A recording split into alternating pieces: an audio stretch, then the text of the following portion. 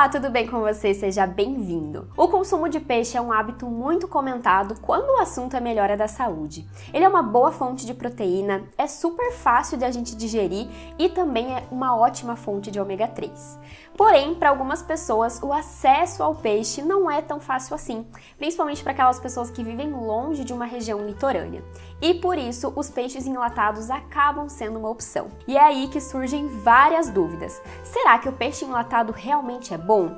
Qual é a melhor opção de eu consumir, em água ou em óleo? E como que eu devo preparar esse peixe? Então fica comigo no vídeo de hoje para a gente tirar essas dúvidas e eu te auxiliar em tudo isso. Mas antes eu quero te convidar a se inscrever aqui no canal e também você já ativar as notificações para você não perder nenhuma novidade apertando no sininho aqui embaixo. E aí, Esther, eu devo consumir o peixe em óleo ou em água, que são as opções mais comuns, né? Realmente é a principal dúvida quando o assunto é o consumo de peixes enlatados. A gente ouve muita coisa, então eu vou tirar essas dúvidas de uma vez. Quando a gente pensa no peixe enlatado que vem ali à base de óleo vegetal, a gente precisa ter em mente que esse óleo ele vai ser rico em ômega 6. E de certa forma, esse óleo que estava em volta do peixe vai acabar impregnando no peixe que a gente vai consumir. Isso causa uma certa desproporção entre a relação ali de ômega 3 e ômega 6 que a gente está consumindo. Além de que, como esse óleo vegetal que estava em volta do peixe pode sim aderir, ser penetrado ali pelo peixe que a gente vai consumir, a gente precisa levar em conta que a gente vai ter adição de calorias nesse peixe consumido, né? Porque gordura tem uma quantidade de calorias e dependendo do seu objetivo, isso precisa ser levado em consideração. Uma outra questão que surge quando o assunto é peixe enlatado é a presença de metais pesados nesse peixe.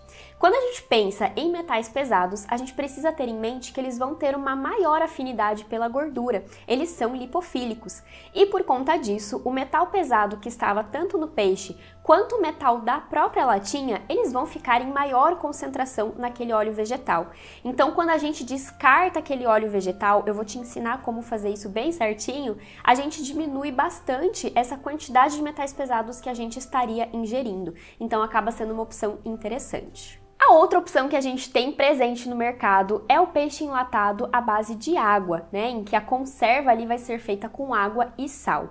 O sal ele vai estar presente nessa água para fins de conservação.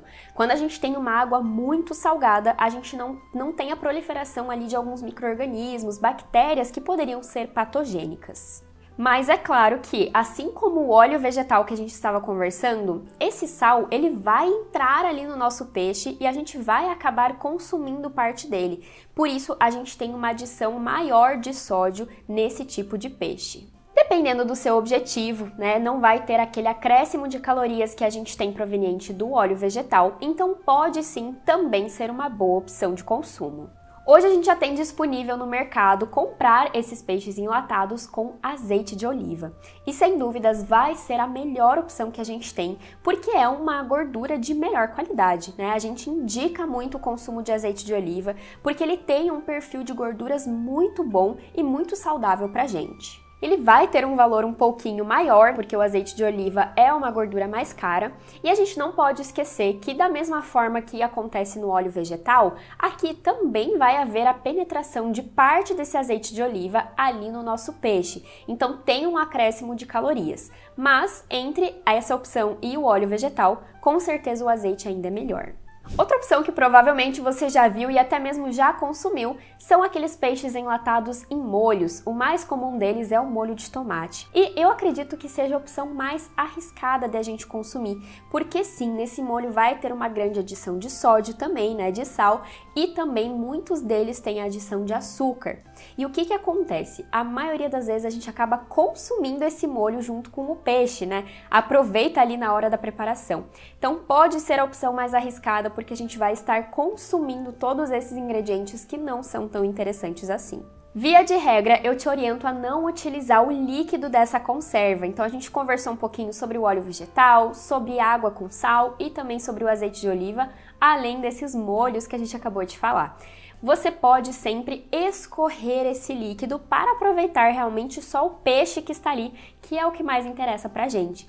Então, uma das coisas que eu te oriento a fazer é retirar todo esse líquido que estava em conjunto com o peixe, coloca isso numa peneira, né? Espreme bem ali com uma colher para você retirar todo o excesso desse líquido e, se necessário, passe também essa peneira com o peixe numa água corrente. Assim a gente tira bem o excesso daquele líquido da conserva.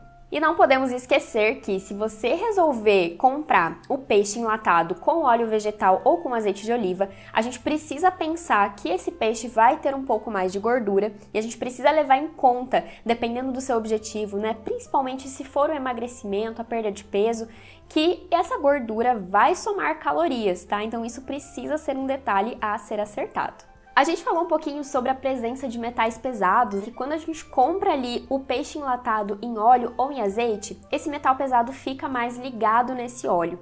E principalmente quando a gente pensa em metais pesados, a gente está falando sobre o mercúrio. E eu quero que você entenda que o mercúrio é um mineral que está presente lá nos nossos oceanos, tá? É natural que tenha. Por quê? A gente tem muita sedimentação acontecendo no oceano, né? A gente tem vários vulcões em volta que acabam entrando em erupção e a lava cai no oceano, e tudo isso tem mercúrio na sua composição. E obviamente todos os animais que vivem ali no oceano, eles vão ter uma certa quantidade de mercúrio no seu organismo. Peixes que consomem outros peixes têm a tendência a ter mais mercúrio no seu corpo, porque ele é um metal que vai se acumulando. Então, geralmente, aqueles peixes que estão mais no topo da cadeia alimentar, né, peixes que são muito grandes, eles têm a tendência a ter muito mais mercúrio no seu corpo do que aqueles peixes pequenininhos que comem outros peixinhos ou até mesmo comem algas, por exemplo. Então sim, é algo que a gente precisa ter em mente, né, essa questão dos metais pesados, do mercúrio. Por quê? Esses metais, eles são tóxicos para o nosso organismo. Se a gente chega numa certa quantidade, o nosso corpo ele consegue sim fazer um processo de metabolização e de excreção, mas a gente precisa cuidar com o excesso desse consumo. E obviamente a gente falou aqui um pouquinho sobre o atum, sobre a sardinha em lata. Então o atum, ele é um peixe que ele é maior sim, ele tem um tamanho grande, porém aqueles atuns que são realmente muito grandes, que dão uma carne bonita, eles vão direto para restaurantes, para peixarias e não para ser colocado numa latinha para a gente consumir enlatado. Esses que vão para essa indústria acabam sendo atuns muito pequenininhos, que não teriam um valor comercial tão atrativo.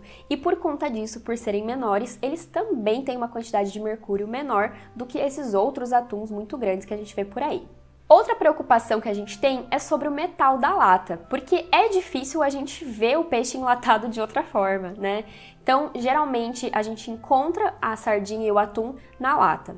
Algumas delas têm a presença do bisfenol A na sua composição, que é uma substância que já foi comprovadamente vista que é cancerígena, que pode trazer outras questões para a nossa saúde. Tem muitas marcas já fazendo as suas latas sem a presença do bisfenol A, então você pode dar uma olhadinha no rótulo que vai ter essa informação. A grande parte das latas que a gente vê no supermercado são feitas de alumínio, que é também um metal pesado, tá? Hoje em dia você já encontra no supermercado para compra alguns peixes que vêm ali numa embalagem de vidro.